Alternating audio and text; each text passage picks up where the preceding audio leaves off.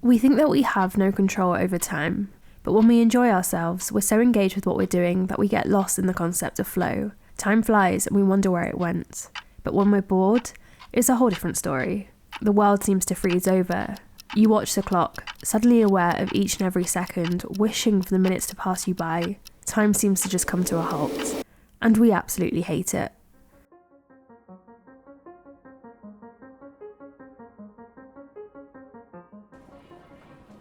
We're a society that's not built for boredom. We hate it when our train gets delayed and we have to wait on the platform for the next one. We hate sitting in the dental chair wishing for our appointment to be over. We get irritated if there's nothing good on TV. And even when we do go out, it's become more common to see people on their phones. We don't like being bored, so we try to find something engaging. Often that comes in the form of scrolling mindlessly on social media or browsing the internet like a pro surfer. But when you think about it, if erasing boredom was that simple, surely we as a society would not know what boredom is. Not when we have so much technology and entertainment at the tip of our fingers. So how is it that we still experience boredom? Maybe it's because we got boredom wrong.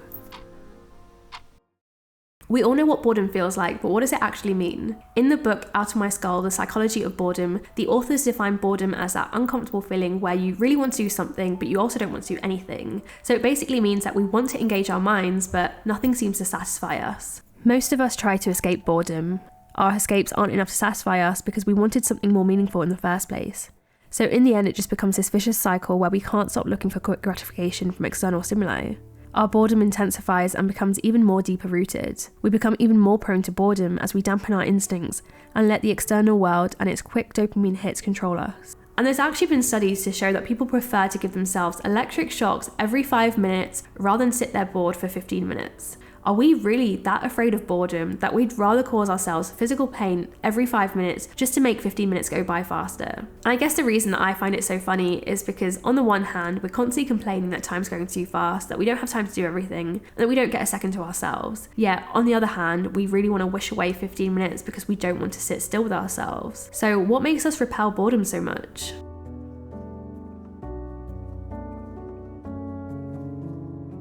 Maybe it's our relationship with time that makes us hate boredom so much. Knowing that we're limited with how much time we have on Earth, we feel like we have to constantly be doing things so that we don't waste it. Maybe it's the fear of missing out, seeing so many other people on social media always doing cool and exciting things that we feel like we should too. Or maybe it really is just as simple as not being able to sit still with ourselves. Maybe we're too used to being stimulated that it's too unpleasant for us when we're not. When you take a step back, we can look at boredom in a different way. Instead of running away from it, what if we were actually to embrace it? What if we were able to listen to what boredom was actually telling us? The best ideas come to us when we stop actively trying to coax the muse into manifesting and let the fragments of experience float around our unconscious mind in order to click into new combinations.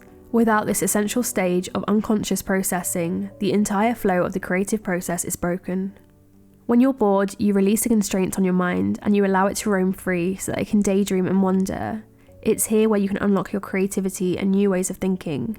It's in the mundane that we use our imagination and new ideas can be born. Busy people don't have great epiphanies. They're too busy. Those eureka moments happen when our minds are free, when we're staring out of the window, having a shower, doing the dishes, or going for a walk. Some of the best artists, writers, and musicians came up with their best ideas in times of boredom. J.K. Rowling was taking a delayed train back to London alone from Manchester when the image of a wizard with a lightning scar popped up in her head. Maybe if she had TikTok to scroll through while she was bored on that train, the wizarding world might not have come alive. And then there's Albert Einstein, who also advocates boredom. Some of his best ideas were born during the year he took off from high school, when he had no pressure to pass exams or to accomplish anything big. He just spent time out at sea staring at the water. When we get bored, our minds get to wander. It finds new connections and more exciting and interesting things to explore. Eventually, if we let it, it stumbles upon creativity. Have you ever felt like you had this itch inside, but no matter what, you can't find anything to scratch it with? You pick your phone up to check Instagram, Twitter, your emails and WhatsApp. You manage to put it down for a few moments, but then you pick it up again and check the same apps all over again. You feel no motivation or excitement towards anything. You don't know what to do, but you try things and yet nothing feels right. What if I told you that you were struggling from addiction? Not the alcohol or drug kind, the 21st century kind. The addiction to social media, TV, video games, email, and just about anything that releases dopamine. With every single moment filled with something, rehab isn't possible.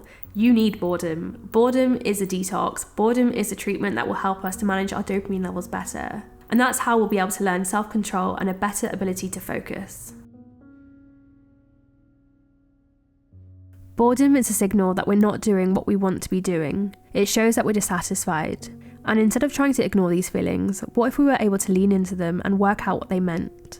This is exactly what happened to me. I was so bored working as a dentist. I'd sit there each day looking at teeth, 30 mouths a day, and that got boring really quickly. I felt unfulfilled, and whilst I tried to suppress that for as long as I could, eventually I felt so low and I just didn't like how my life felt. Eventually, I began to lean into my feelings of boredom, and I realised that maybe I was on the wrong path. Maybe I had more to uncover and to give to the world. Boredom is really the feeling that led me to create this YouTube channel and to start a new career path altogether. If we aren't self-aware enough to ask ourselves why we're bored, it means we continue doing things that we don't really like doing. It means we never give ourselves a chance to find out why we're feeling this way and to find what truly fulfills us. Boredom can really help us to navigate our path, but we have to let it. Steve Jobs once said, "I'm a big believer in boredom. Boredom allows one to indulge in curiosity, and out of curiosity comes everything."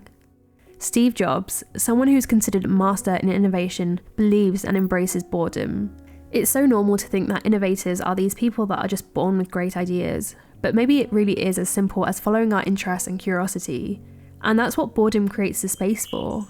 When we're bored with what we're doing, it encourages us to find new ways of doing things, and in doing so, we can find novel ideas that can have a big impact.